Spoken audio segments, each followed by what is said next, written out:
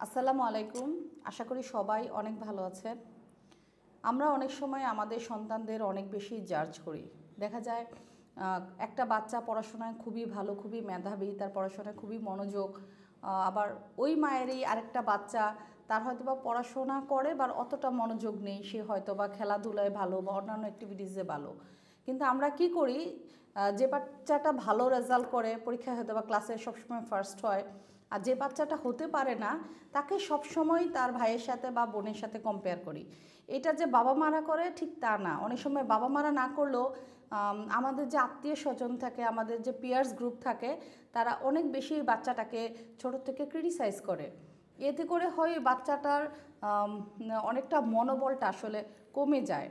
আসলে ছোট থেকে যদি বাচ্চাদেরকে লিডারশিপ ক্যাপাবিলিটি শেখানো না হয়, তাহলেই বাচ্চাটা বড় হয়ে আসলে ওইভাবে তেমন কিছু করতে পারে না, তার কনফিডেন্সের ঘাটতি দেখা দেয়।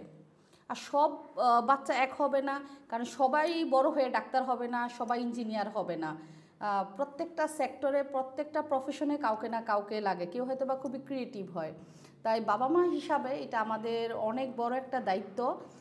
আমাদের যারা সন্তান আছে, আজকে যারা ছোট, তারা একদিন ইনশাল্লাহ বড় হবে।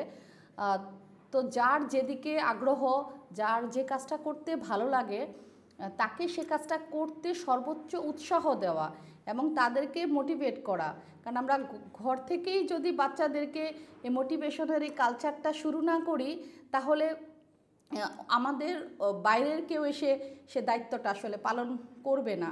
কারণ প্রত্যেকটা বাচ্চাই মেধাবী, আর তাদের জীবনটা সুন্দর হোক সেটা আমরা বাবা মা হিসাবে সবাই চাই। তাই আসুন বাচ্চাদেরকে অন্য বাচ্চার সাথে কম্পেয়ার করা বন্ধ করি। বেশি প্রতিযোগী পরিবেশ বাচ্চাদের জন্য ভালো না। তাই প্রতিযোগিতার দৌড় থেকে বের হয়ে বাচ্চাগুলোকে সুন্দরভাবে তাদের বড় হতে আমরা সহযোগিতা করি। তাহলে ইনশাল্লাহ সবাই সুন্দর একটা পরিবেশ পাবে, সুন্দর একটা ভবিষ্যৎ পাবে। সবাই ভালো থাকবেন। আল্লাহ হাফেজ।